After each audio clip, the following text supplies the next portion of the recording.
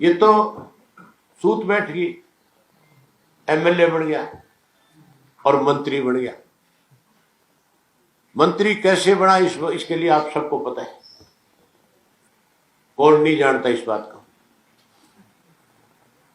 बबली अगर किसी गांव में जाए और उस गांव का सरपंच नहीं आए, पंच नहीं आए, उसके पास कहां से अधिकार आ गए कि वो उसको सस्पेंड कर दे या उसको राइट टू रिकॉल के तहत हटा दे। उसको यही पता नहीं है राइट टू रिकॉल है क्या।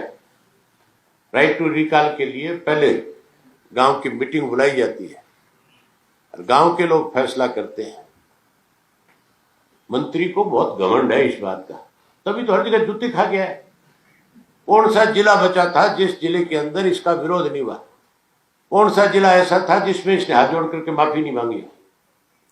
ये कोई इन पदों पे रहने के लायक लोग थोड़ी हैं।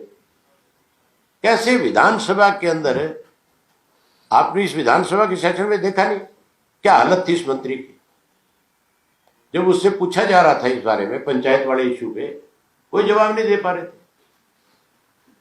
इनको इनके अधिकारों में पता नहीं है बेचारों को।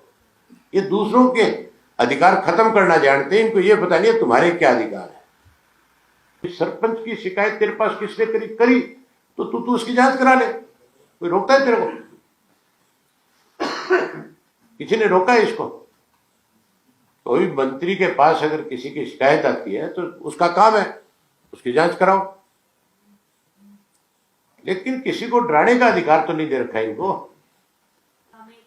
अब इससे ज्यादा और आप ये बताओ, मुख्यमंत्री ने जो मेरे बारे में विधानसभा में बोला, आज ज्ञानचंद गुप्ता ने 6 लोगों को सस्पेंड कर दिया इसी इश्यू के ऊपर। उसको मुख्यमंत्री को लिख करके पूछना चाहिए कि तेरे पास जो डॉक्यूमेंट था, वो कागज था, उसमें ये लिखा हुआ था कि नहीं था। मैंने मुख्यमंत्री से अगले दिन वो कागज मांगा, मैंने पूछा था विधानसभा में कि दिखाओ वो शब्द आपके पास कहां से लिख करके आए और आपके पास जो कागज है उस पर लिखा हुआ है कि नहीं है। मुझे लगता है उसके पास लिखा हुआ भी नहीं था, उसने अपने पेन से लिख लिया।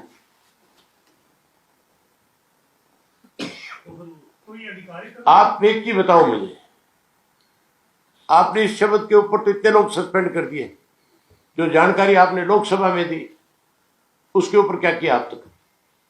जो शराब के मामले के अंदर मरने वालों की संख्या की बात मैंने विधानसभा में पूछी थी, उसके ऊपर गृह मंत्री ने कहा था कि मैं 15 दिन के अंदर इसकी जांच करा करके दोषी लोगों को सजा दूंगा। आज तक कोई कार्रवाई नहीं है। ये बात तो स्पीकर ने भी मानी है कि नहीं मानी है?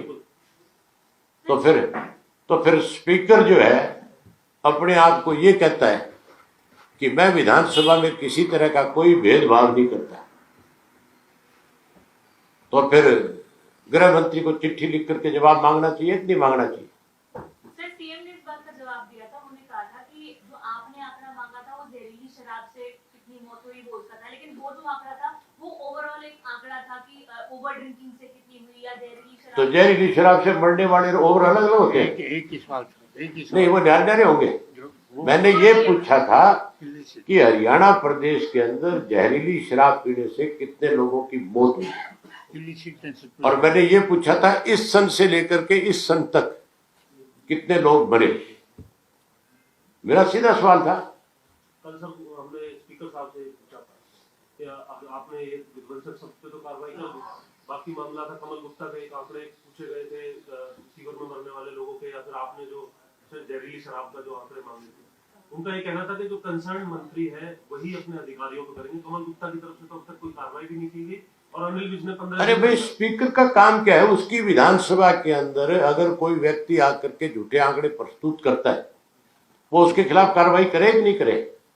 उनके खिलाफ प्रिविलेज बढ़ती है, सही मायने में वो कह रहे आप एश्योरेंस ब्रीच ऑफ प्रिविलेज बढ़ती है इनके खिलाफ। अगर कोई मिनिस्टर झूठ बोलता है तो उसके खिलाफ उसी वक्त, ये स्पीकर का अधिकार है, उसको ब्रीच ऑफ प्रिविलेज के अंदर नोटिस देना चाहिए। तो कह रहे आप भी एश्योरेंस कमेटी में जा सकते हैं अगर किसी विधायक को आपको अगर एश्योरेंस की अलग बात है। अच्छा, कमेटी में जाऊंगा मैं, और उस कमेटी में जाने के बाद जो बैठे हुए मेरे साथ वाले होंगे वो किसी और पार्टी के, सारे बीजेपी के हैं। मैं कमेटी में इस इशू को ले गया तो मुझे लगता है कमेटी में मेंबर ही नहीं मिलेगा, भाग जाएंगे सारे, और अधिकारी जवाब देने के लिए आएंगे नहीं। अबे जी, ये संदीप सिंह वाला जो मामला चल रहा है, इसकी जो जांच चल रही है सर, इसको आप कैसे देख रहे हो? मुख्यमंत्री ने 2 बार बयान दिया, वो कह रहे हैं कि वो मंत्री हैं अभी और वो काम कर रहे हैं, कैसे देख रहे हो? एक ऐसा वक्त था,